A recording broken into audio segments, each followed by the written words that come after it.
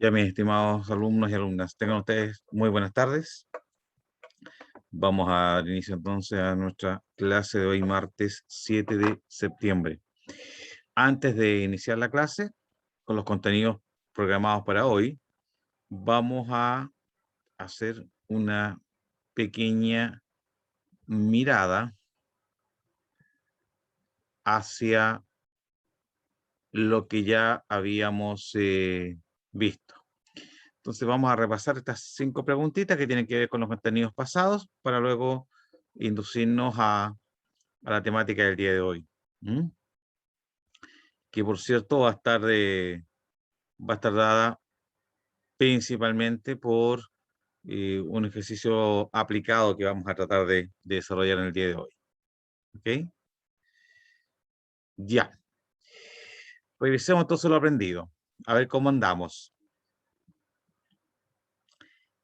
¿Qué formas de aplicación del Incoterm FCA conoce?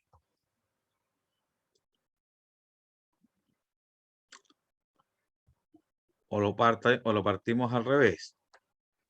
Primero, ¿qué entiende por FCA? Y luego indíqueme entonces qué formas de aplicación o de uso de este Incoterms usted identifica o conoce, de acuerdo a lo que vimos la clase pasada.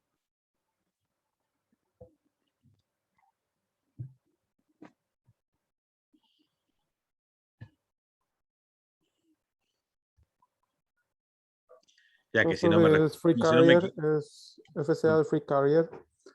Free Carrier ¿Perdón? quiere decir. Disculpe, ¿me escucha ahí? Ahí sí, ahí sí. Ya, FCA es Free Carrier. Free Carrier quiere decir que es libre en el transporte. Me imagino que esto es terrestre. Me imagino, disculpe, no salgo con seguridad. Ya, puede ser...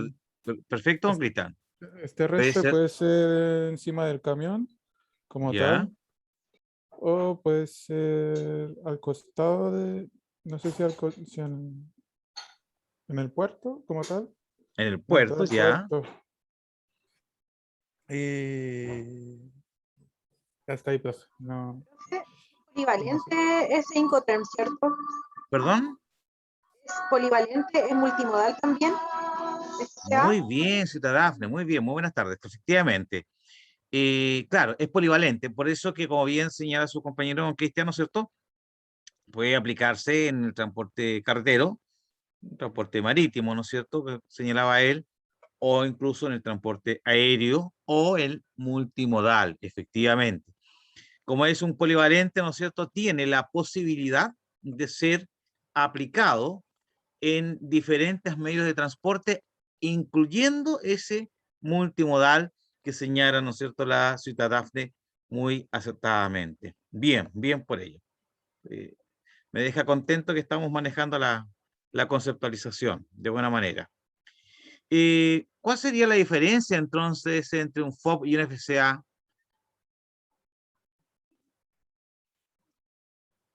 ¿Quién me podría dar por lo menos una diferencia entre uno y otro?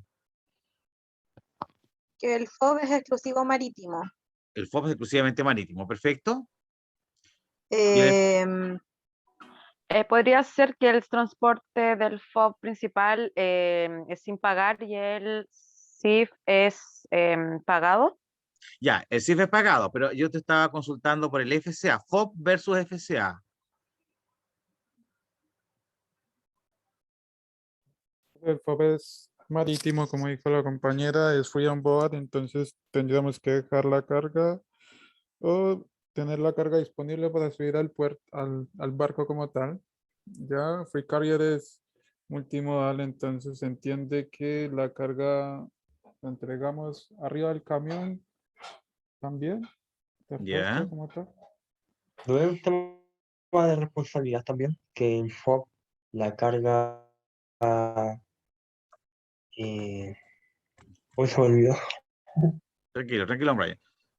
Sí, tienen razón en lo que ustedes señalan. El FOB, al ser marítimo, el FCA es polifuncional, es polivalente o multifuncional, ¿no es cierto? Aplica a cualquier medio de transporte, incluso un multimodal.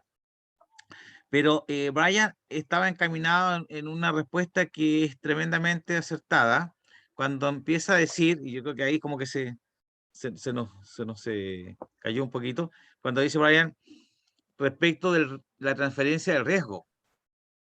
Ah, ya me acordé.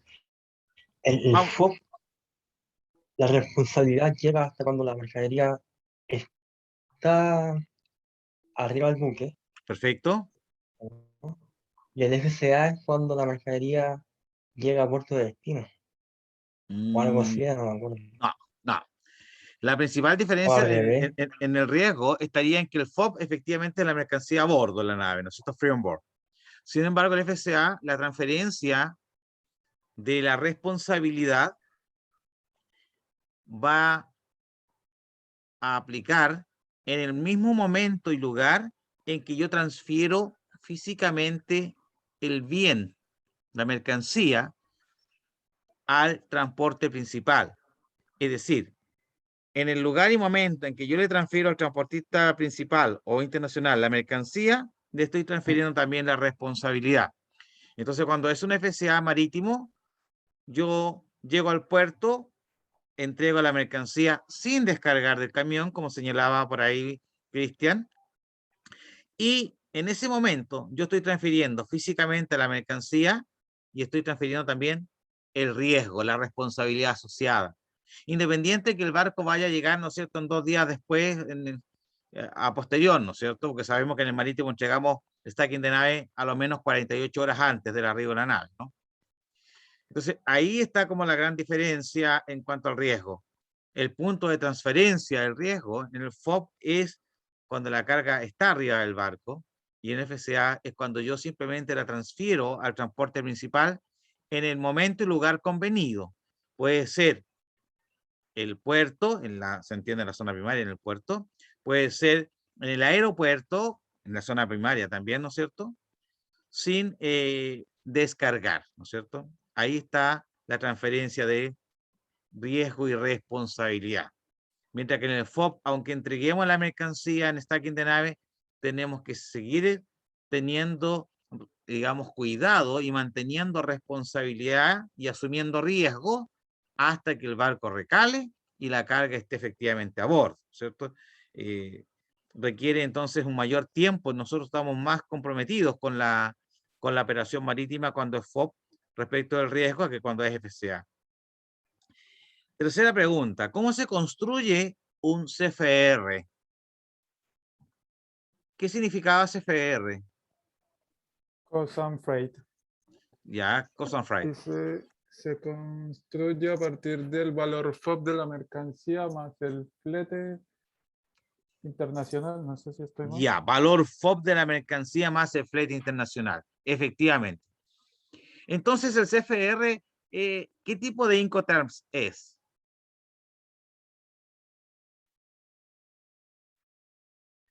Es marítimo. Marítimo, muy bien, muy bien. Y por el solo hecho de ser marítimo, entonces se construye a partir del valor FOB. No podríamos construirlo a partir del FCA, porque es marítimo, ¿cierto? Entonces es FOB más flete internacional. Muy bien, Ciudad Dafne.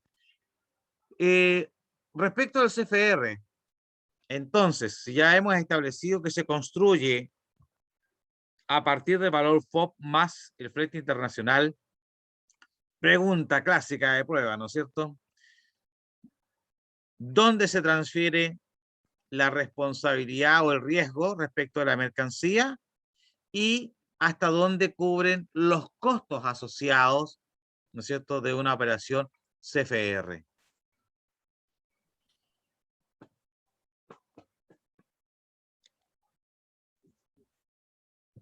Al momento que se estiva en el buque, ¿o no?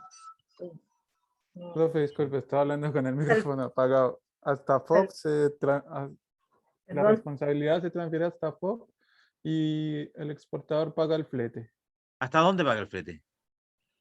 hasta el país de destino. Específicamente, Hasta el puerto. Puerto puerto. de El destino. puerto, perdón, Muy bien. puerto, disculpe. Puerto de destino, porque es marítimo, así que no podría llegar a otro lugar de ingreso que no fuere el puerto. Un alcance está en AFNER.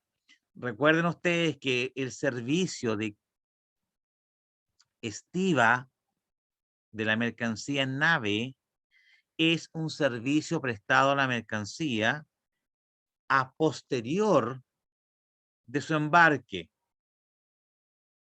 Es decir, ya estando la mercancía en condición FOB, recién podría entonces recibir el servicio de estiva en nave. Por tanto, vuelvo a reforzar este concepto. La estiva en nave no forma parte del valor FOB, porque yo recuerde que en el FOB basta con que esté la mercancía a bordo y yo transfiero físicamente el bien y transfiero también responsabilidad. Por tanto, justamente de la estiva en adelante se tiene que hacer cargo ¿quién?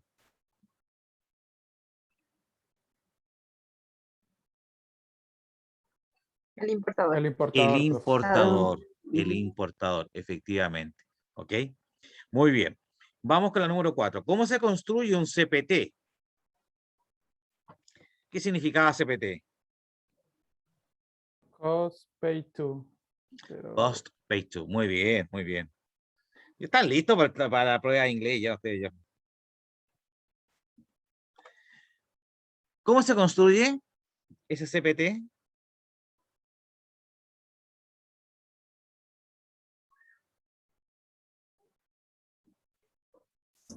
profe, parece que tengo, no sé si es a partir del valor FCA y el flete lo pagamos hasta un lugar, no sé. Como dice el mismo Define el transporte pagado hasta el lugar de destino convenido. Hasta el lugar convenido. Muy Perfecto, bien, muy bien. gracias. Sí, muy bien, muy bien. Efectivamente, aquí a mí lo que me gusta de esto es que, aunque no estamos físicamente, los veo interactuar y construyendo entre todos el concepto, y eso me parece muy bien, porque al final del día esa es la funcionalidad, que ustedes vayan construyendo su conocimiento. Muy bien. Don Cristian señala, ¿no es cierto?, que este CPT nace a partir del FCA, lo que es correcto. Y le sumamos entonces el flete internacional pagado hasta, ¿dónde? Hasta el lugar convenido, ¿no es cierto? ¿Lugar convenido en qué país? En el país del importador, ¿no es cierto? Destino. De destino. Entonces, este CPT podría ser perfectamente un CPT hasta un aeropuerto, ¿no es cierto? En el país del importador. Podría ser un CPT carretero hasta, ¿no es cierto?, la ciudad de donde está la bodega del importador, ¿cierto? Podría ser un CPT hasta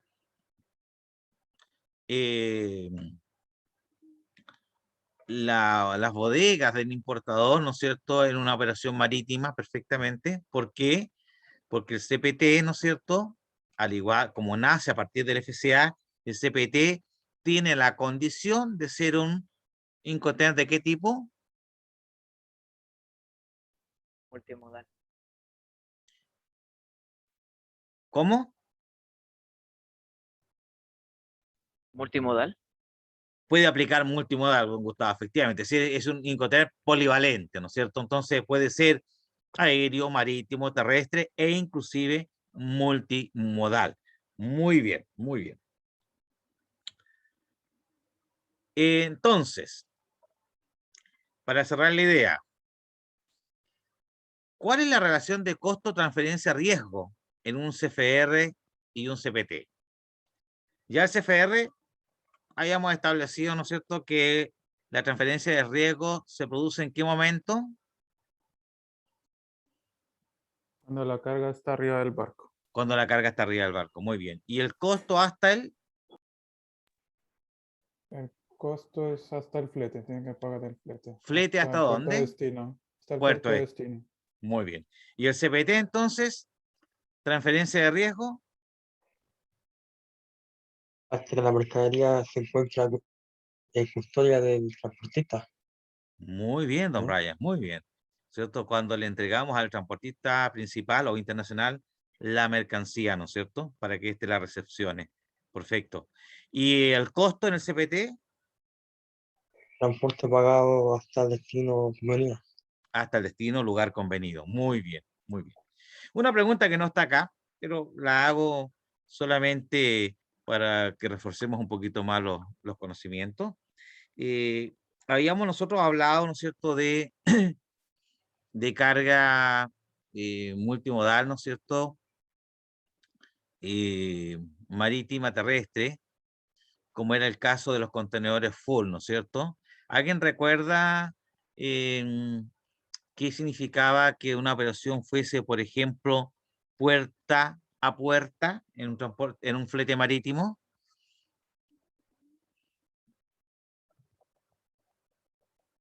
¿Cuál fue la pregunta, profe? ¿Qué Incoterm es? No. ¿Qué entiende ustedes por un flete, contratar un flete marítimo puerta a puerta? ¿Qué significa en términos de comercio exterior? Y por supuesto, ¿cómo influiría en el Incoterm, digamos? Si fuese un puerta a puerta, ¿qué Incoterm debiéramos utilizar, por ejemplo?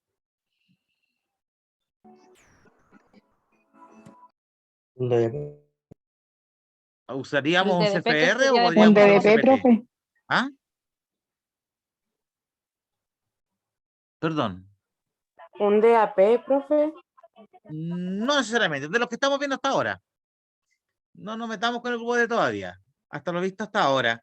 Si, lo voy a hacer más Un fácil. CPT. Si yo contrato un flete internacional, puerta a puerta, ¿qué debiera contratar? ¿Qué sería lo más adecuado? ¿Contratar un CFR o un CPT? Un Un CPT. CPT.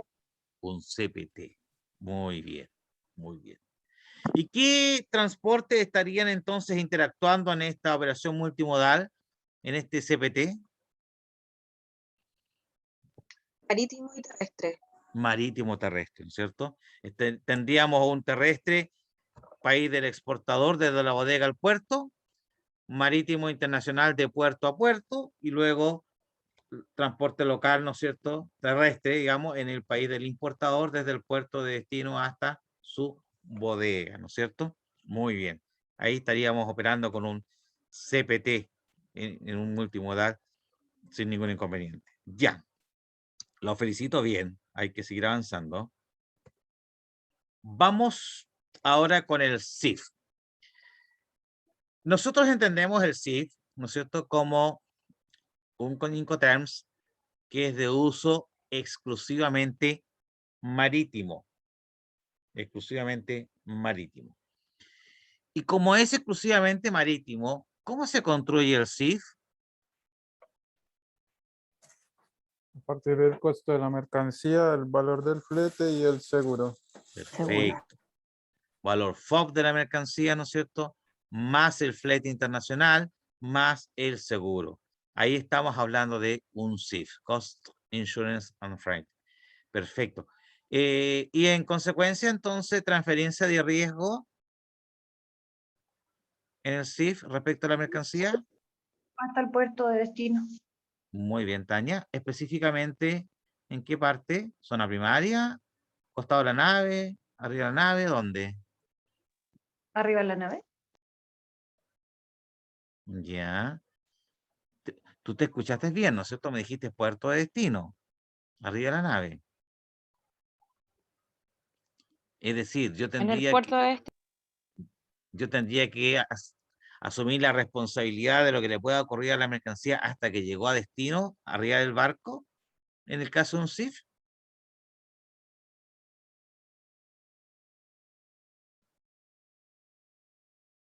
O transfiero antes la responsabilidad y el riesgo.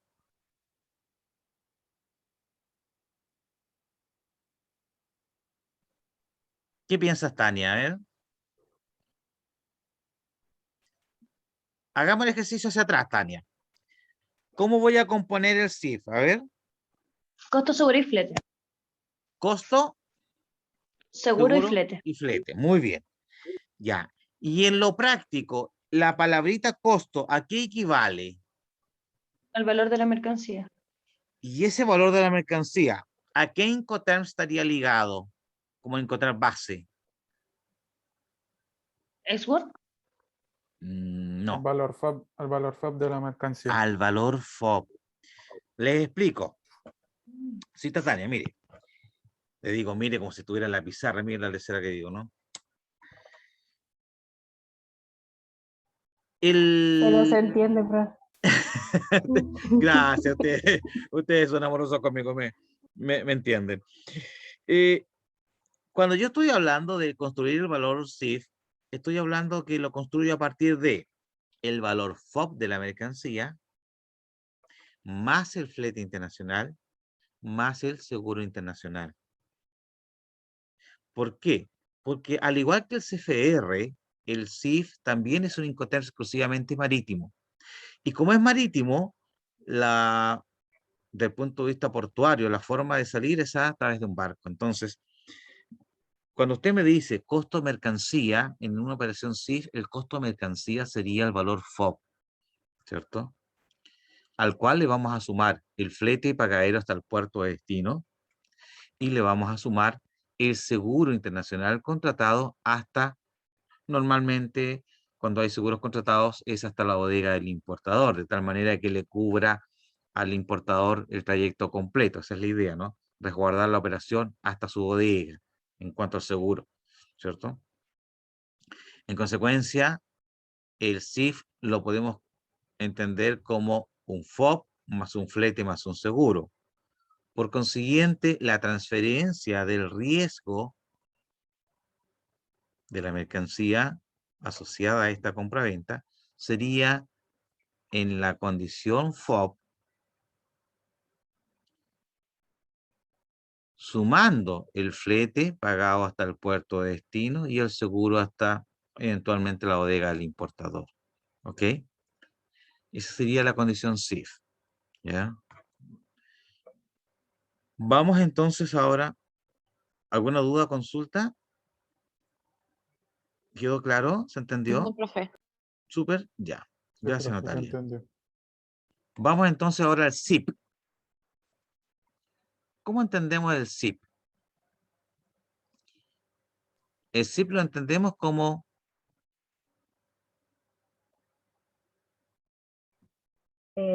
El SIF es transporte y seguro pagado hasta. ¿no es cierto? Perfecto. ¿Y cómo lo vamos a construir este Incoterms?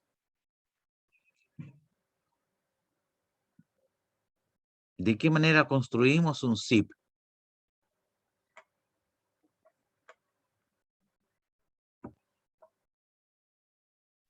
A partir de un FCA más el flete pagado hasta más el seguro. Perfecto, muy bien, don Cristian. Gracias. Efectivamente.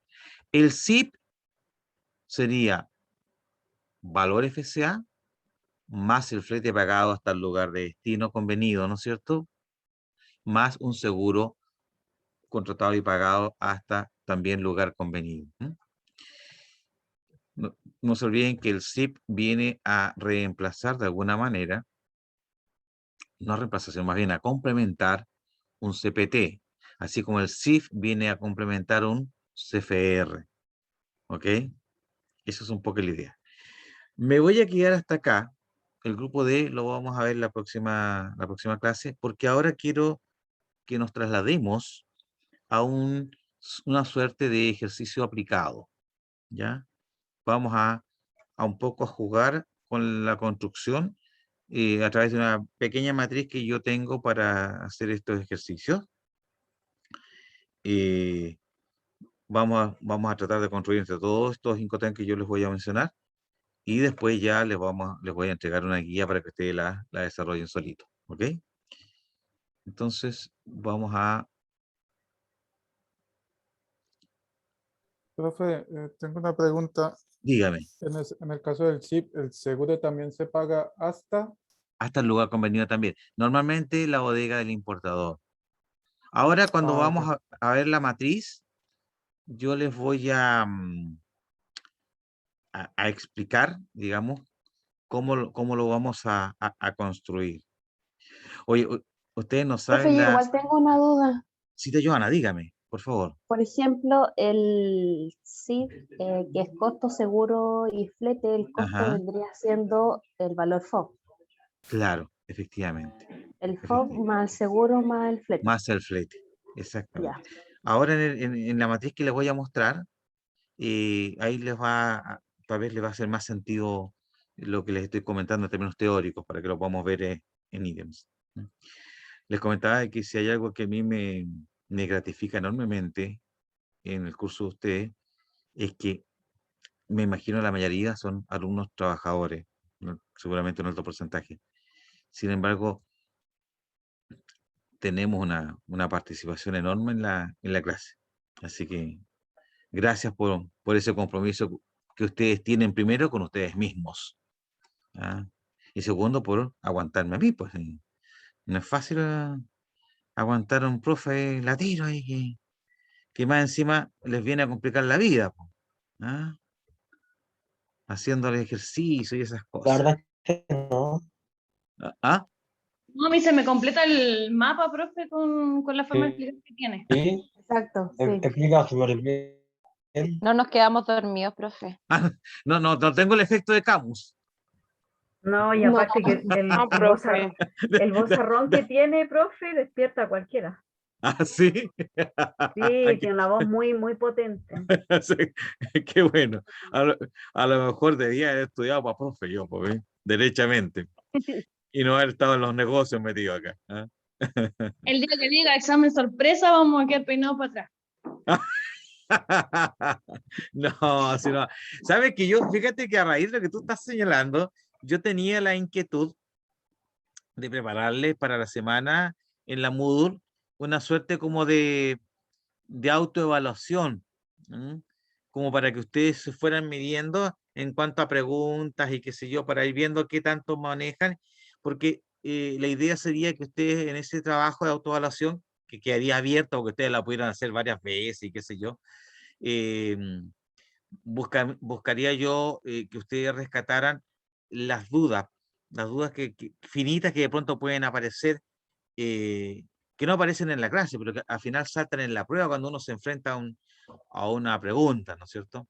Así que voy a prepararle un ejercicio tipo para que ustedes jueguen ahí en selección múltiple, términos pareados, para que un poquito vayan y vamos interactuando con la materia desde una mirada distinta, ¿no? Solamente porque hay que entender que en la medida que ustedes tengan claro el concepto, la base teórica, este tipo de ejercicio que va con números, ¿no es cierto?, se va a afianzar de mejor manera en ustedes, ¿ok? Y de tal manera que cuando lleguemos a la solemne, va a ser un mero trámite para ustedes nomás, ¿no? Van a querer hacer 2 veces la prueba. ¿No? Miren, les voy a mostrar una matriz de trabajo. Esta es una matriz donde yo aquí he enunciado diversos ítems, ¿ya? Con sus respectivos valores. Estos ítems, la idea es que usted, de acuerdo al Incoterm que yo le señale, usted me diga, mire, para ese Incoterm yo voy a utilizar esto y esto y estos ítems. Para este otro Incoterm voy a usar estos otros ítems. Entonces, ¿cuál es la idea?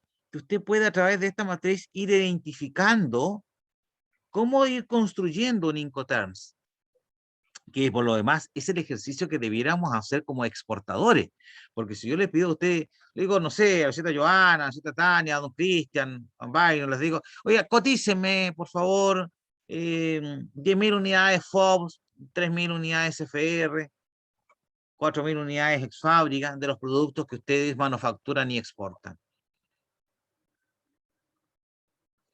Entonces, ustedes tendrían como clientes que entrar a construir ese Incoterms. Dice, bueno, el valor ex fábrica debiera ser unitariamente este. En el caso del CFR, este otro. En el caso del FOB, este otro. Entonces, algunos alcances respecto de este modelo de ejercicio. Primero, estos son ítems genéricos. Indudablemente, que si vamos a lo finito, vamos a la línea contable, vamos a encontrar un ítem mucho más abierto. Pero lo que yo quiero acá establecer no es un ejercicio de contabilidad, sino que usted logre identificar con bastante claridad ¿cuáles serían los ítems que debiéramos considerar para construir un Incoterms u otro? Esa es un poco la idea. ¿Ok? Entonces, aquí tenemos varios ítems y tenemos esta estructura para pensar en la manufactura de 3.000 unidades. Da lo mismo de qué. Zapatos, poleras, lápices, tazones, eso es indistinto. Son 3.000 unidades, esa es la mercancía, 3.000 unidades. Estamos considerando para este ejercicio tener una rentabilidad, una utilidad marginal del 35%.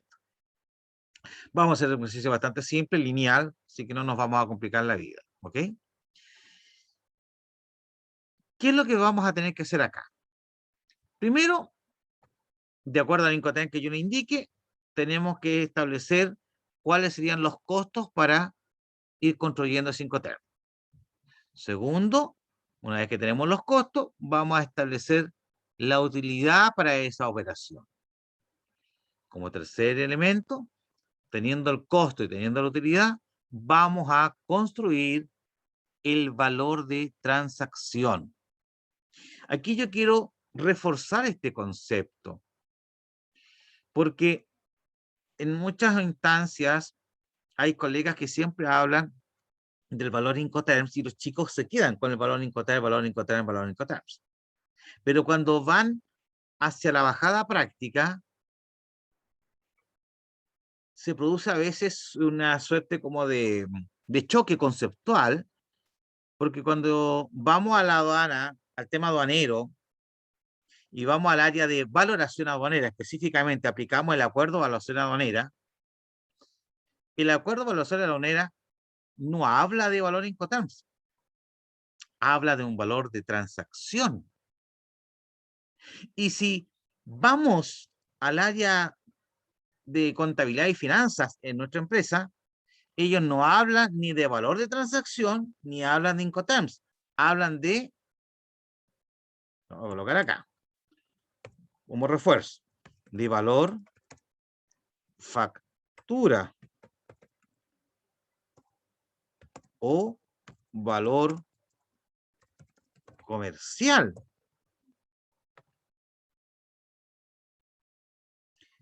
¿Se fijan ustedes?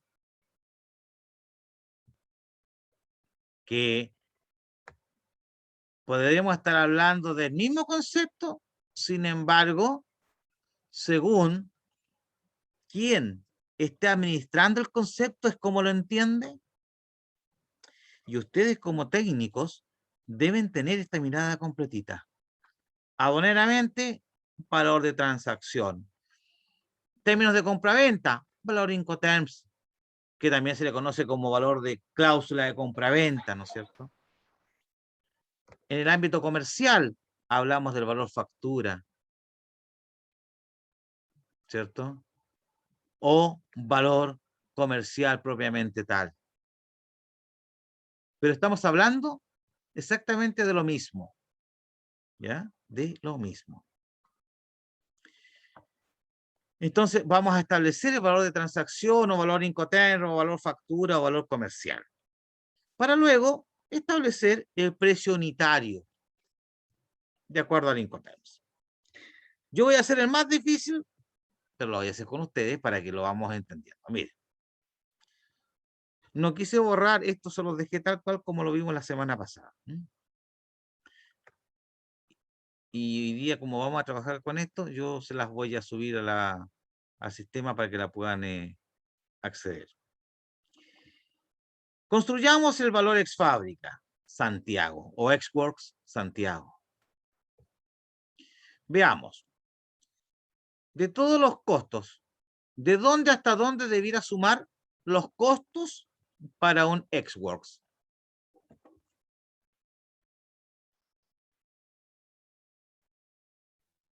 Desde materia prima hasta paletizado. Ya. Eso es lo mismo. Materia prima hasta paletizado. ¿Alguien tiene, O quizás hasta el rotulado. Pues. Quizás igual como. o hasta el rotulado, dice usted? No, Sí. profe, yo creo que No coincido con Dayan. Yo, A ver. profe, creo que está carga y pues, estiva en la fábrica. Ya, aquí habría Entonces, alguien dice hasta paletizado, otros dirían solamente hasta rotulado, y otros dirían hasta Carga y estiva, profe. hasta carga y estiva. Ya. Coloqué 3 colores para reflejar, digamos, las tres ideas. ¿Eh? Luego lo vamos a rechequear.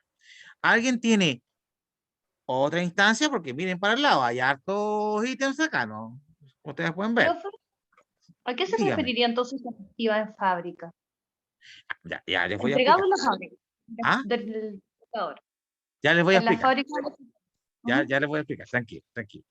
Pero así como está, ¿alguien más tendría otra opción o nos quedamos con estas tres? Opción A, de materias primas hasta paletizado. Opción B, de materias primas hasta rotulado. Y opción C, de materias primas hasta carguillo y estiva en fábrica. ¿Alguien más quisiera incorporar algún otro ítems como parte de la estructura de costo para un Incoterm XWorks? ¿No? Profe, puede ser cualquiera de las que dijo. Es que no puede ser cualquiera. Y que depende, yo he negociado Word y yo he negociado etiquetado, no he negociado embalado, paletizado, ¿no? Depende de la opción que uno tenga. Pero Ya, puede es que- ser cualquiera. Pero si llegamos a la cláusula de Word, Ya, está es mucho que- más arriba. Sí. ya, vamos a ver, ya. Vamos, don Roberto. Primero, cuando hablamos de XWorks, estamos hablando de que el exportador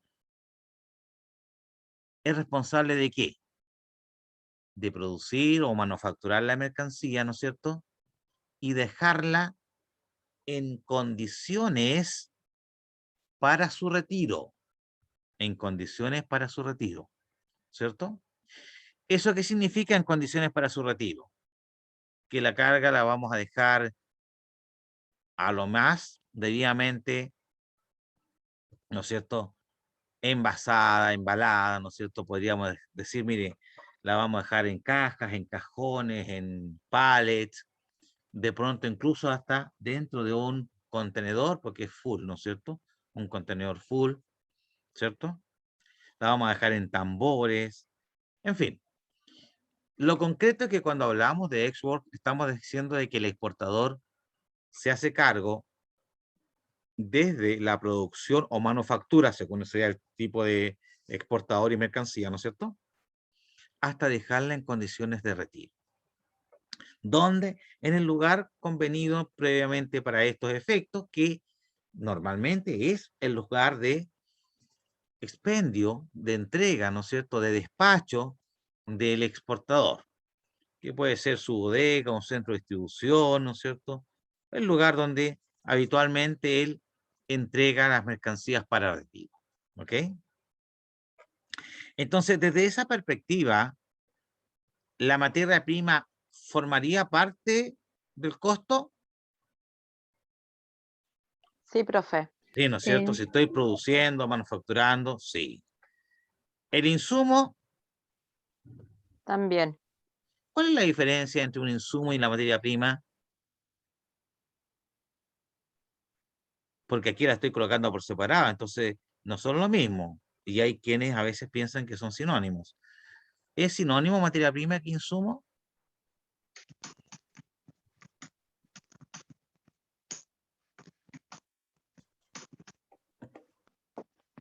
No. Don Pablo, Profe, dígame. yo creo que materia prima son los materiales y los insumos son las herramientas o como las cosas que necesitáis para Los gastos producir asociados. la materia prima. Ya. ¿Alguien tiene otra mirada al respecto? Ya, les explico. La materia prima es aquello que se consume o se transforma en un proceso productivo para dar vida, por así decirlo, a un bien que puede ser semi-elaborado o terminado.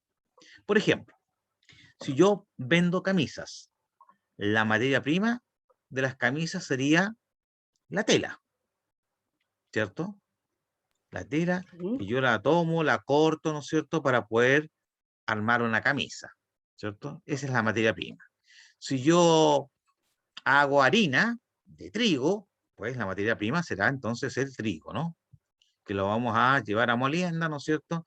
Y lo vamos a triturar y incorporamos, ¿no es cierto?, el concepto de harina de trigo, ¿no es cierto? Entonces la materia prima es todo aquello que o se consume o se transforma en un proceso productivo con la finalidad de dar vida, de generar un bien, ya sea intermedio o final. Intermedio en el sentido de que a ese bien todavía le podrían faltar a lo mejor algunos otros procesos para estar completamente terminado, digamos, pero ya tiene forma, ¿cierto? Ya tiene forma, ya lo podemos identificar de alguna manera, ¿cierto? En cambio, el insumo son los elementos que complementan a este proceso productivo. Por ejemplo, la materia prima para la camisa es la tela. El insumo, ¿cierto?, sería el hilo con que se cose, el bordado que se le coloca, no sé, en alguna parte de la camisa, ¿cierto? La etiqueta que va adentro, el marcatalla, esos son insumos. Son elementos que se incorporan a la manufactura para complementar el proceso de manufactura o producción de un bien, ¿ok? Esos son los insumos, ¿ya? Pero la materia prima es lo esencial, es lo que le da la forma, lo que le da la esencia, y que producto de ello va a ser o consumido o transformado para dar forma al bien. Y lo otro lo va a ir complementando. Esa es la diferencia entre insumos y materias primas. ¿Ok? Profe, una pregunta. Dígame. ¿En qué categoría entraría entonces en ese caso como la máquina de coser? Bien de capital. Ah, Cuando en economía hablamos de bienes, hay varios elementos que forman parte de la clasificación de bienes. Bienes fungibles, ¿no es cierto? Bienes de capital. El bien de capital tiene la característica de estar destinado a la producción o manufactura de otros bienes que son los finalmente comercializados. Entonces, la máquina de coser en sí misma no tiene sentido de existir si no es para manufacturar un bien que finalmente va a ser comercializado. Una camisa, una polera, un calcetín, según el tipo de máquina que estemos hablando, ¿cierto? Esa es la finalidad de la máquina. Pues se denomina bien de capital, ¿ya? Y ojo, para que ustedes sepan, en comercio exterior, en la estadística de comercio exterior, y muy particularmente en el control estadístico que llega al Banco Central, los bienes de capital son tremendamente importantes en la estadística y son llevados por a pulso. Tal es la importancia de los bienes de capital en la economía de un país, que los estados generalmente tienden a generar instancias de beneficios económicos o de apoyos económicos a la industria, a la manufactura, ¿cierto?, para la importación de bienes de capital. Porque el bien de capital es lo que me va a permitir la producción final o intermedia de los bienes que van a ser comercializados y consumidos, ¿no es cierto?, en el mercado. Entonces, yo como gobierno, como Estado, debo incentivar a la renovación y la adquisición de bienes de capital para ir mejorando las líneas productivas. En la medida que yo renuevo mi maquinaria, ¿no es cierto?, renuevo los bienes de capital, incorporo nuevos bienes de capital, estoy mejorando la línea de producción, estoy disminuyendo los costos, estoy siendo más competitivo, que es lo que finalmente se busca, ¿no es cierto?, a nivel de mercado. Así que si ustedes entran por ahí y revisan estadísticas de comercio exterior desde la mirada del Banco Central, se van a encontrar que dentro de la estadística llevan control de la importación de bienes de capital. Siempre. Es muy relevante. De hecho, una economía que muestra dinamismo, que demuestra crecimiento, generalmente es aquella que tiene un nivel de importación de bienes de capital importantes dentro de su economía. ¿Ok? Por el contrario, cuando ello no ocurre, entonces se está viendo una economía que se está estancando y está siendo menos competitiva. Entonces ese es el bien de capital. Bueno, Obviamente, como estamos hablando para el caso del ejemplo, una mercancía que es producida o manufacturada, la producción también formará parte, ¿no es cierto?, de los costos. La verdad es que todas las mercancías, a lo más, tendrán mínimo un envase, ¿no es cierto?, que los contenga, donde muchas veces ese envase actúa como envase y embalaje, según sea el tipo de mercancía, ¿no es cierto? En otros casos, tenemos que el envasado, hay un envase primario, un envase secundario, ¿no es cierto?, que complementa al transporte o manipulación de la mercancía, ¿ok? Por ejemplo, pensemos en el tambor de aceite a granel, de estos aceites para vehículos, por ejemplo. Obviamente el tambor actúa como un envase y además como un embalaje, ¿no es cierto? Pero si vemos, no sé, un perfume, muchas veces nos encontramos con que el perfume viene dentro de una cajita, ¿no es cierto?, con elementos que lo separan, que lo contienen, dentro de una caja superior, y generalmente, como son de tamaño relativamente pequeño, vienen en cajas de cartón, no sé, de 40 unidades, de 30 unidades, según el tamaño, ¿no es cierto?, el volumen del perfume. Entonces tenemos ahí envase primario, secundario, tenemos, ¿no es cierto?, un embalado, ¿cierto?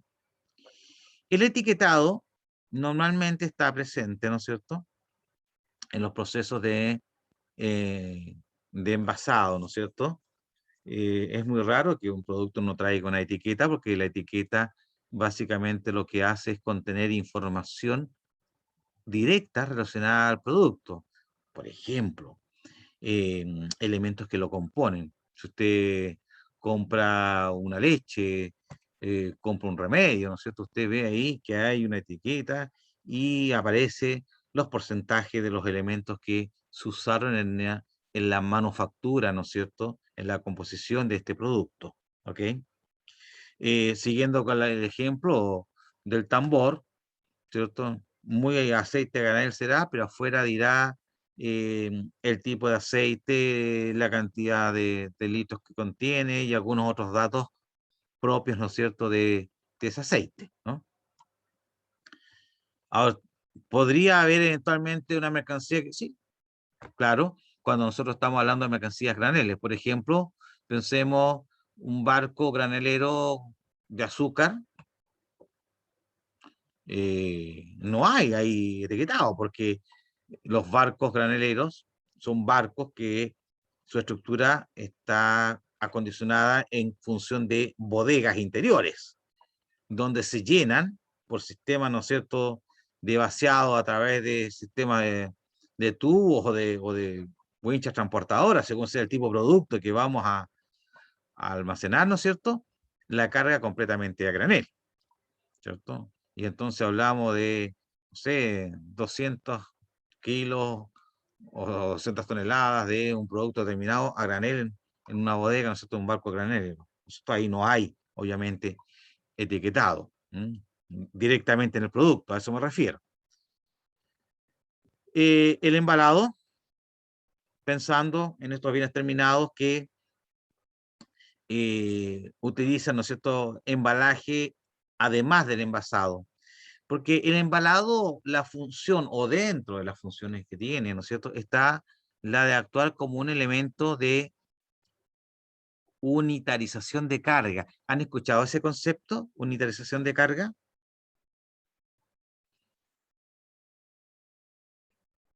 No, profe. No. No. Por ejemplo, los contenedores son unidades de unitarización de carga. ¿Como consolidado? Porque lo que busca es almacenar, contener, ¿no es cierto?, para los efectos de almacenamiento y transporte, una cantidad de mercancía, pero toda esta ¿Como unificado? unificada en un solo elemento. Porque, por ejemplo, no es lo mismo que tengamos que mover 20 pallets con 200 cajas cada uno de cualquier cosa, a que movamos, ¿no es cierto?, un contenedor, que en su interior van 20 pares con 200 cajas, con 3.000 unidades, por decir algo, ¿cierto? Entonces, la unitarización de carga es cuando tenemos un elemento que contiene o agrupa una cantidad de unidades determinadas para una optimización respecto de el transporte, la manipulación, el almacenamiento o acopio de la misma. Yo siempre recuerdo, yo era bastante niño en esa época, yo también fui niño alguna vez, y veía el Chavo del Ocho, que en mi tiempo era un clásico, cuando el chavito, ¿no es cierto?, tenía en sus manos una cantidad de tarritos. Entonces, se le caía un tarrito, bajaba a recoger el que se le caía, y junto con ello caía otro, y al final nunca terminaba de tener el 100% de los tarritos, digamos, en sus manos, ¿no? ¿Por qué? Porque esa mercancía no estaba unitarizada, estaba en forma individual. Entonces era mucho más difícil. Pero ¿qué le ha pasado si el chavito hubiese pescado todos sus tarritos y los mete en una caja? ¿Cuál hubiese sido el efecto práctico? No se lo hubiese caído ninguno. Primero, no se hubiese caído ninguno, ¿no es cierto? Lo que habla de que si yo tengo elementos de unitarización de carga, disminuyo riesgo asociado a la manipulación de la mercancía, ¿cierto? Disminuyo eventualmente riesgo de daño, ¿no es cierto?, de merma. Incluso puedo disminuir, ¿no es cierto?, los niveles o riesgos de pérdida, robo o hurto, ¿no es cierto?, de las mercancías. No es lo mismo que yo tenga 40 tarritos, hagan el ejercicio en la casa cuando compran, ¿no es cierto?, tarros de conserva, ¿ya? No es lo mismo que yo coloque un tarrito encima de otro dentro de un inmueble, ¿no es cierto?, para guardarlos, a que esos 20 tarritos vengan en una caja. Porque yo puedo montar con más facilidad una caja sobre otra, donde a lo mejor podría tener hasta 3 cajas o 4 cajas hacia arriba. Pero yo no creo que pueda tener 3 o 4 niveles de tarritos uno encima del otro. Porque el riesgo de que ante cualquier movimiento se derrumba, ¿no es cierto?, esa torre, es altísima. Entonces, el embalaje como elemento de unitarización de carga cumple varias funciones dentro del transporte internacional. Piensen ustedes que si a mí me cobran por movimiento en el puerto cuando hay manipulación de la carga, ¿no es cierto? Lo que se llama la tasa de porteo, antiguamente se llamaba tasa de muellaje, que no era otra cosa que el movimiento de la carga dentro de la zona primaria. Ese servicio de porteo o muellaje se cobra por movimiento. Entonces no es lo mismo que una grúa horquilla tenga que mover 20 pallets, en cuyo caso debiera hacer 20 viajes de donde están los pallets para llevarlos a una bodega y almacenarla, ¿no es cierto?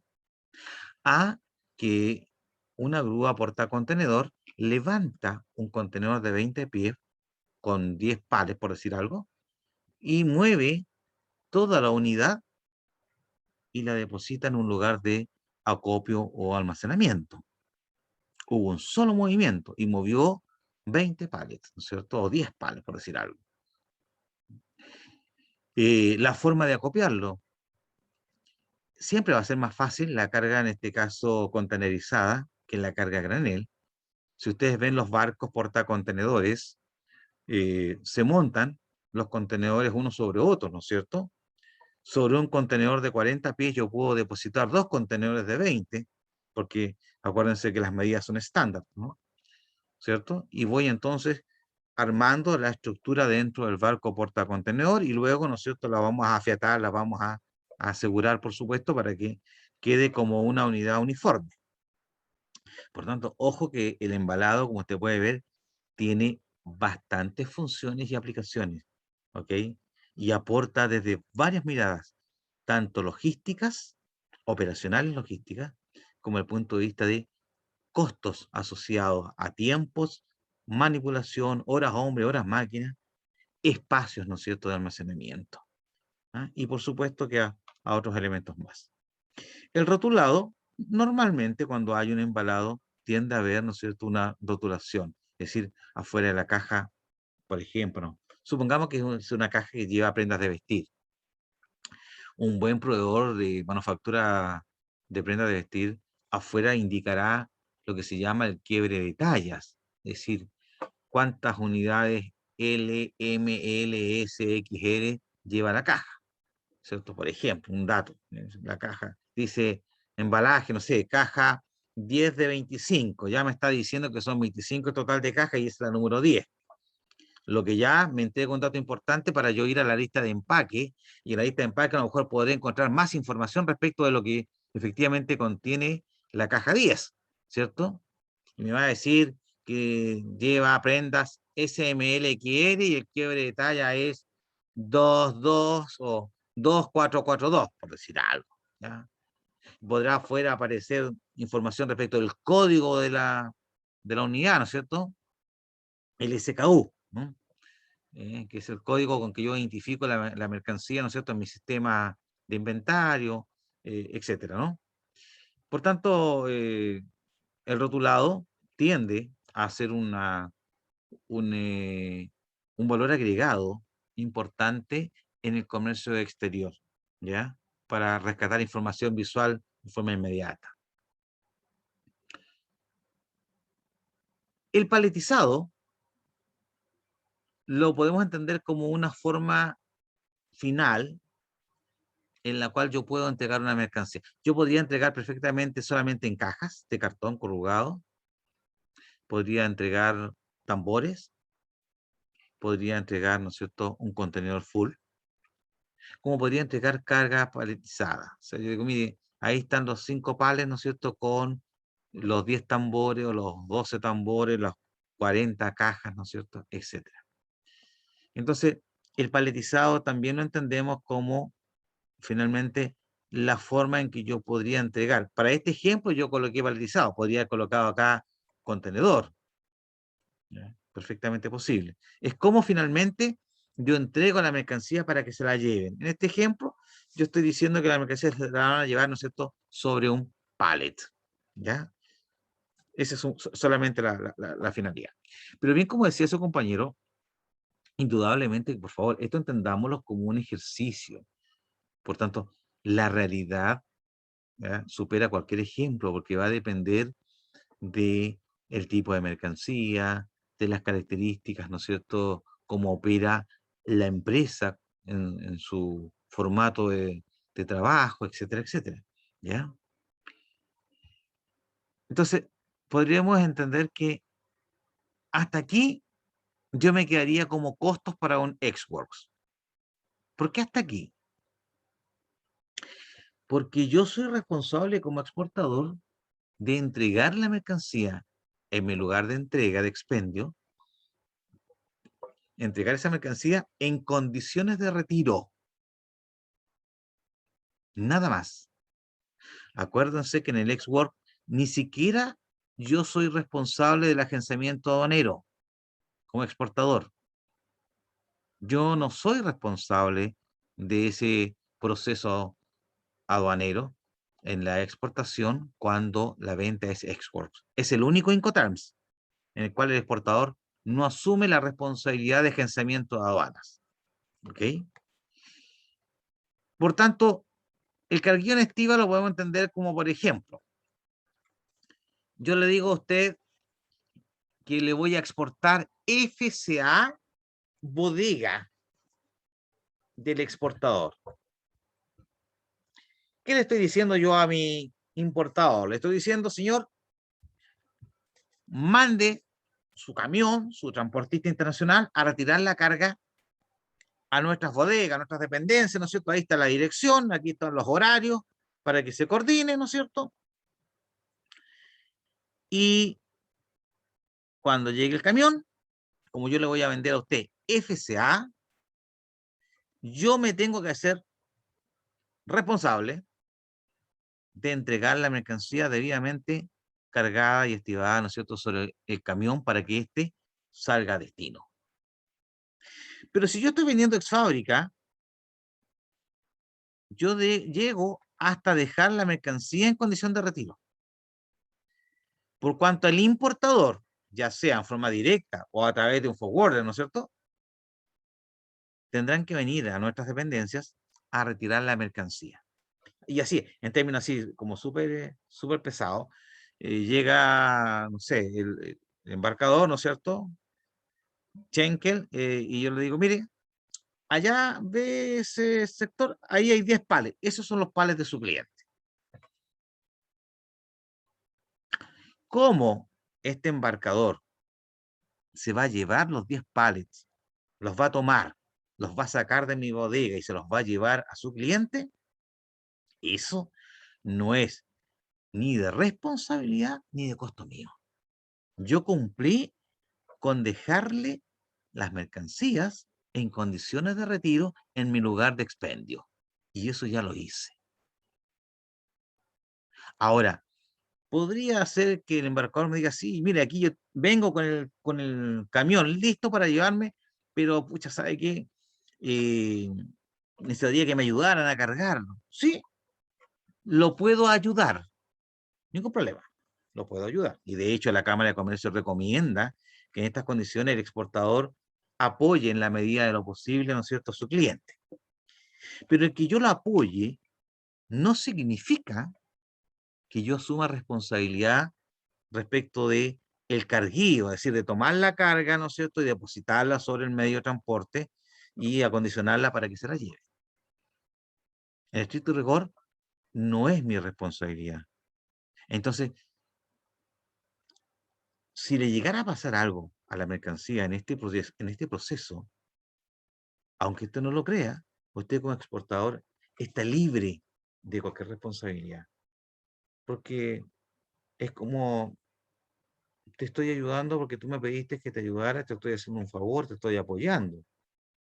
Pero yo no tengo responsabilidad porque yo transferí la responsabilidad, el riesgo asociado y la mercancía, en este caso al importador o a su representante, en el momento y lugar en que éste llegó a mi lugar de expendio para retirar la carga. Y esta carga estaba en condiciones para ser retirada. Ahí está el contenedor, ahí están los 20 pares, ahí están las 100 cajas, ahí están los 20 tambores. Entonces, sin duda que desde esa perspectiva, yo siempre digo, el Incoterm Exworks es el que le entrega menos responsabilidades al exportador en términos de riesgos asumidos respecto a la mercancía. Y por consiguiente también es el que tiene menos servicios incorporados al proceso y por ello siempre va a ser el precio unitario más bajo.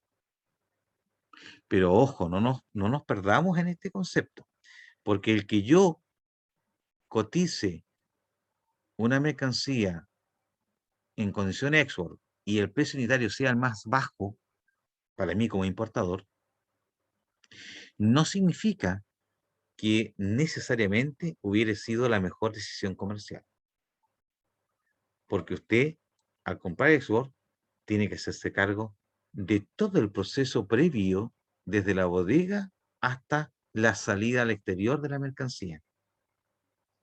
Y en ese contexto, a lo mejor, usted está asumiendo costos que son más altos que si el cliente lo hubiese dejado la carga en el puerto, arriba del barco, al lado del barco, ¿no es cierto? O incluso arriba del camión en una condición FCA. Entonces no nos perdamos acá. Lo que implica un precio unitario más bajo no significa que termine siendo el costo unitario de menor valor. Podría haber sido el precio unitario más bajo y haber terminado siendo el costo unitario de importación más alto. ¿Me entienden la figura? Sí, profesor. Se Sí. entiende. Sí, profe. Ok. Estos son datos importantes, chicos, para que ustedes vayan entendiendo la lógica aquí, porque a veces se pierden en las empresas en este tipo de cosas. ¿Y cuándo se dan cuenta? Cuando ya se consumó la importación, llega la mercancía, hacen el costeo y se pegan el cabezazo de que al final les terminó saliendo más caro, ¿no es cierto? Que si hubiesen comprado CFR o FOB o qué sé yo. Ya, entonces está claro por qué no vamos a considerar en este ejercicio el carguillo, ¿no es cierto?, en bodega. Entonces, pregunto al revés. ¿En qué condición sí tendríamos que considerar el carguillo y la estiva en nuestra fábrica respecto a la mercancía objeto a exportar? Denme 2 ejemplos de Incoterms en los cuales debiéramos sí considerarlo.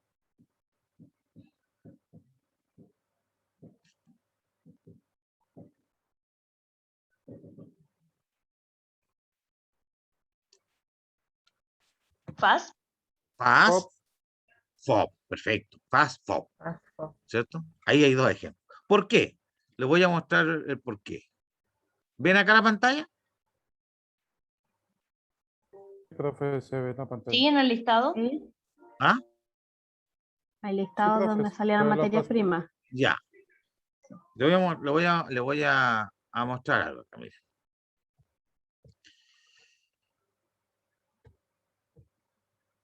Miren acá el monito.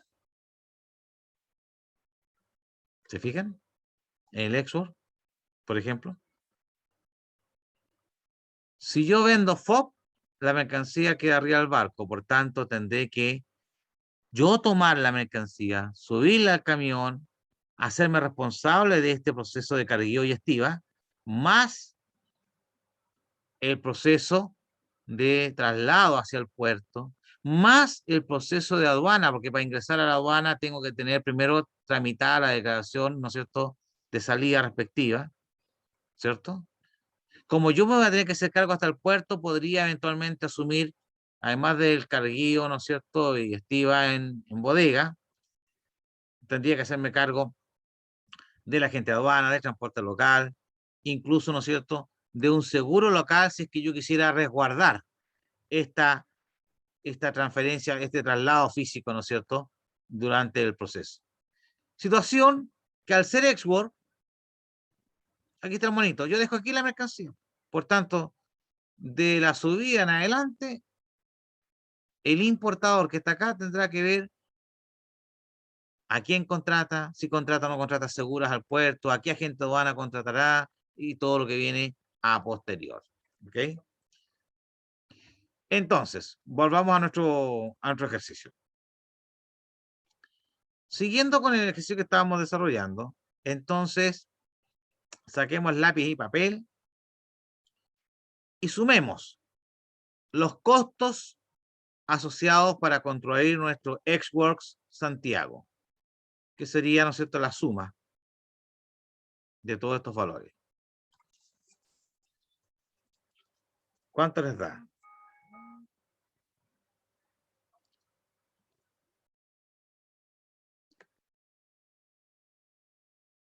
Voy yo aquí a colocar una notita. Entonces, los costos asociados serían para en el caso del Exos, serían desde materia prima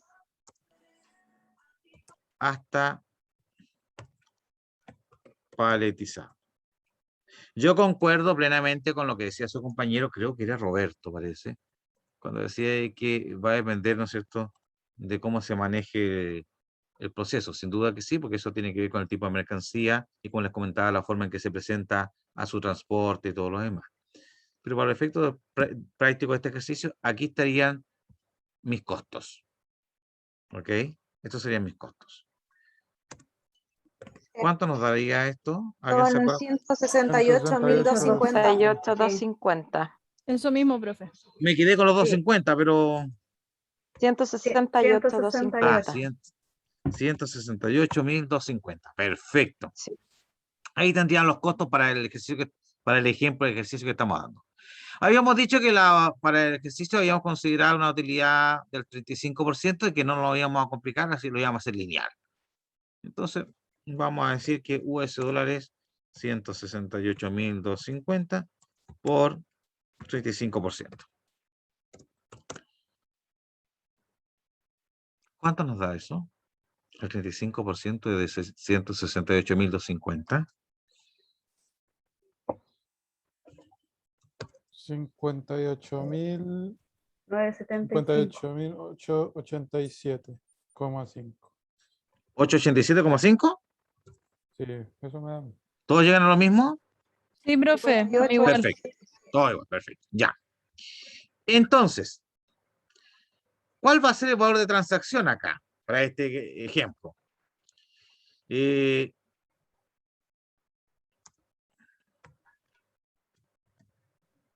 valor de transacción va a ser entonces igual a US dólares 168.250 más US dólares 58.887,50.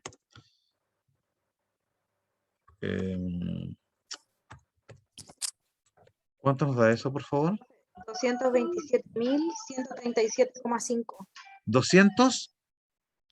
227.137,5. Ahí está bien, ¿eso es?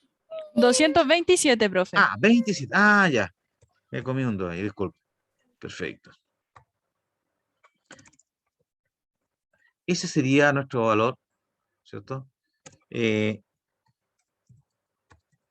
Hecho. A ver. Esto es solamente para reforzar conceptos. Yo sé que ustedes manejan estas cosas. Cuando usted está hablando de un valor de transacción en comercio exterior, de un valor en Incoterm, ¿cierto? Nunca se olvide que usted va a tener 3 elementos que lo componen. Primero, la moneda extranjera, en este caso dólar americano. El monto. Y tercero, la cláusula. ¿Ya? Esos 3 elementos tienen que estar siempre presentes en cualquier parte de la factura o de la cotización. Porque si ustedes dicen 227.137,50 export, ¿pero qué son? ¿Dólares, euros, yenes, rupias? Usted podría decir, no, porque se supone, obvio. No, en comercio exterior no hay nada obvio. Nada, nada, nada, nada. Usted debe tener la información clara y precisa. La moneda, el monto, que es muy simple, y la cláusula es fundamental. Si a mí me llega una cotización, una factura pro forma con moneda y monto y no me indica el Incoterms, yo no puedo trabajar con esa cotización, no me sirve. Porque no es lo mismo 227.000 dólares ex fábrica a que sean 227.000 dólares FOB o CFR o CIF. Las implicancias son completamente distintas. ¿Ok? Así que ojo con eso. Acá tenemos entonces nuestro valor de transacción, valor Incoterms, valor factura, valor comercial, como usted le quiera llamar. Y entonces, nuestro precio unitario va a ser igual a 237.5 dividido, ¿no es cierto?, por la cantidad de unidades, eran 3.000 unidades, ¿no es cierto? Y entonces tenemos un precio unitario de ¿cuánto?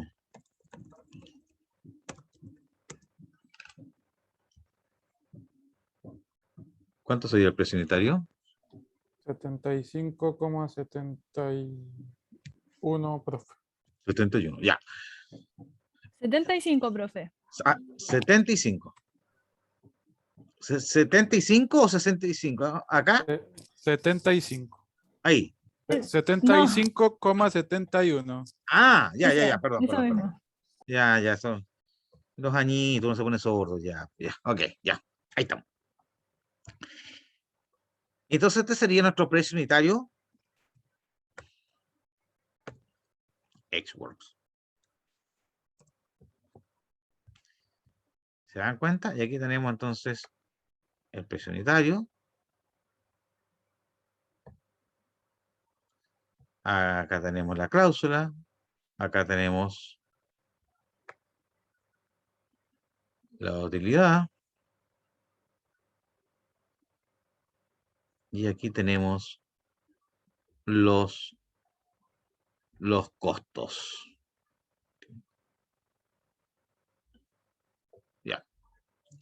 Ahí estamos entonces. ¿Se entendió la lógica del ejercicio y la idea que se buscaba?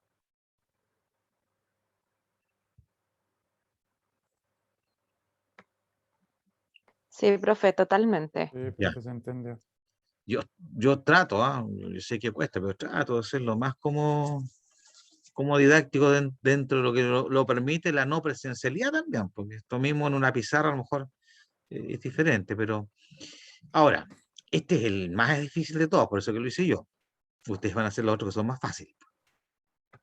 ¿Ya? Entonces, yo les voy a dejar de tarea que para el jueves, ustedes, no importa si no les resulta, ¿ok? No importa, porque la idea es que acá aprendamos. Ustedes me traigan por lo menos hecho el FAS y el CFR. Esto queda de tarea. FAS y CFR, nada más. Y esos dos los vamos a revisar, vamos a chequear y ahí vamos a completar la tabla con lo otro que viene después. ¿Ok? Porque quiero ver básicamente aquí cómo manejan algunos elementos conceptuales. Nada más que por eso. ¿Ya? ¿Dudas, consultas? Este tipo de ejercicio es un poco lo que vamos de esta forma, digamos, es un poco lo que vamos a trabajar, entonces, en términos de cálculos para construcción de Incoterm. En este caso, para poder construir precios unitarios de venta. Ahora, esto sería en el caso, ¿no es cierto?, de la exportación. En el caso de la import, nosotros cuando hacemos el costeo de importación, lo partimos al revés. Es decir, a partir del valor, ¿cierto?, facturado al valor Incoterm, nosotros vamos a empezar a construir nuestro costeo de importación para al final determinar que el costo unitario de la mercancía sea, ¿no es cierto?, no sé, si el precio unitario fue 75,71, más todos los costos asociados, entonces yo voy a decir que el costo unitario puesto de la mercancía en mi bodega es de $78.65. ¿Por qué? Porque a partir de este precio yo fui incorporando los diversos costos que se fueron sumando en el proceso de la adquisición, ¿no es cierto?, de la mercancía hasta que llegó a nuestra bodega. Entonces, a esto le vamos a tener que agregar, como es una compra export, los gastos, ¿no es cierto?, en origen, transporte local, agente de aduanas, seguros locales, si es que los hubieron, almacenamiento, bodegaje, si es que hubo en el país de origen, ¿no es cierto?, más el transporte internacional, más los gastos operacionales en puerto de destino, ¿no es cierto?, incluidos los gravámenes imputables a la mercancía para los efectos de su nacionalización, qué sé yo, transporte local, seguros locales, si es que hubieron, hasta que la mercancía llegó a nuestra bodega. Entonces, en el caso de la import, partimos con el costo, con el precio unitario para terminar con el costo unitario final. Y en el caso de la exportación, a partir de la estructura de costo, vamos a ir armando nuestros precios de venta. Eso es la primera parte de los ejercicios que vamos a estar haciendo. Espero que se motiven aquí y se atrevan a meter dedos a la calculadora y a ir haciendo ejercicios. Esta cosa se internaliza el concepto en la medida que yo lo veo más aplicado. ¿Ok? Como es un taller, yo voy a tratar de ir incorporando también otros elementos, ¿ya?, asociados al transporte, al seguro, porque parto yo la base de que esos elementos ustedes ya los vieron en asignaturas pasadas. Entonces, la idea es que ahora todo esto aprendido en los 3 semestres, los vamos a ir vaciando acá en este tipo de operación, ¿ya? Bueno, siendo las 20:26, ustedes me habían pedido que hasta las 8:30, porque tenían una prueba de inglés, ¿no? Exactamente, profe. Entonces, Gracias. les voy a dejar estos minutos para que ustedes preparen su prueba, pero el compromiso es desarrollar FAS y CFR para el jueves. Cualquier duda, consulta, hagan como decían antiguamente, hablen ahora o calle para siempre. ¿Profe, solamente FAS y CFR? Sí, solamente esos dos, ¿sí? Que quiero ver, como le digo, el manejo conceptual puntualmente para hacer las correcciones, si es que hubiera que hacerlas, y de ahí ya nos lanzamos con SIF y FOB, y después ya tenemos acá que construir DDP, DAT, CPT, FC Rancagua, qué sé yo. ¿Ya? De hecho, la próxima clase me interesaría que revisemos la tarea, construyamos estos otros dos y después nos aboquemos a revisar un poco lo que sería el FCA en su estructura, digamos, ¿ya? Propiamente tal. Yo les voy a, igual mira, les voy a mostrar algo antes de que yo espero que les ayude, ¿no es cierto?, en la operación, que tiene que ver con una suerte de matriz que me he construido, que un poco para hacer más didáctica la explicación para ustedes. Miren, fíjense ustedes, aquí yo tengo, siguiendo el ejercicio, lo ven, ¿no? Lo que sería Sí, profe. un export. Sin embargo, bueno, vamos a cerrar acá.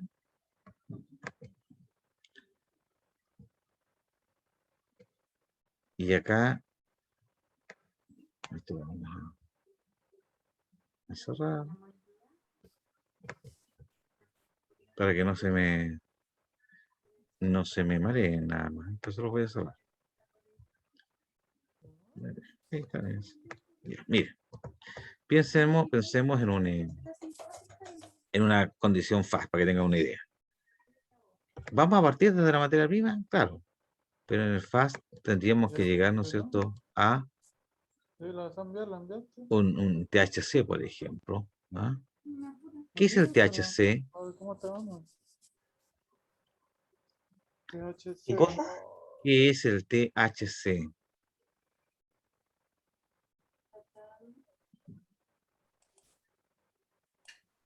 ¿Algo contratado? ¿Algo así? Terminal Handling Cost, creo.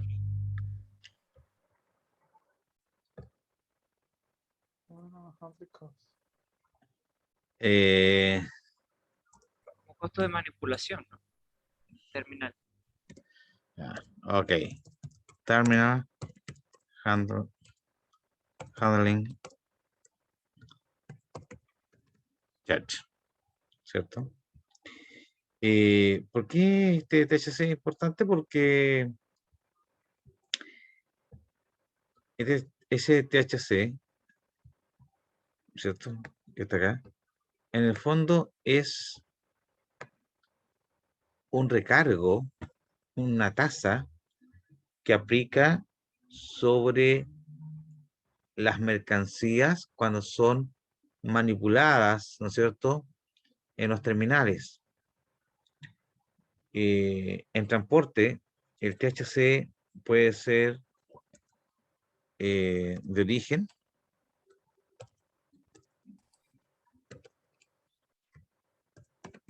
o de destino. ¿De qué va a depender esto? Va a depender de cómo esté contratado, en definitiva, el transporte y los recargos, ¿no es cierto?, asociados a este. ¿Ok? Entonces, según cómo esté contratado el transporte, este THC puede estar incorporado dentro del cobro perfectamente del flete internacional, detallado en el conocimiento de embarque, por ejemplo. O, según fuera el caso, podría ser cobrado por fuera, ¿no es cierto?, al exportador según corresponda. ¿Ok? Entonces aquí, yo les hablaba de un concepto muy antiguo, es decir, le decía tasa de muellaje, ¿cierto? O de porteo. Pues bien, ese porteo o muellaje viene a ser, de alguna forma, lo que hoy día se conoce como el THC. ¿Ok? Entonces, por eso les pregunto, yo les digo, acá nosotros tenemos que ir aplicando, decantando contenidos de diversas materias. Aquí estamos unificando todo, esa es un poco la idea. A mí me encantaría que pudiéramos llegar al término del semestre, por lo menos, a construir un pequeño portafolio, a lo menos de una INPRO y una EXPRO, con todos los documentos o la mayor cantidad de documentos afines. ¿Ya? Esa es un poco mi intencionalidad. ¿Ya? Bueno, jóvenes, los dejo entonces en libertad de acción para que puedan ocuparse de su operación de inglés, ¿no es cierto? De su prueba, ojalá que le vaya bien. ¿Ya? Muchas gracias, profe. Gracias, Y profesor. desde allá entonces